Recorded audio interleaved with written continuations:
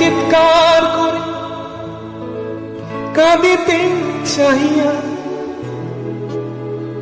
করিতে পারিনি চিৎকার। আমি চিৎকার করে কাঁদিতে চাহিয়া করিতে পারিনি চিৎকার। বুকের ব্যথা বুকে চাপায়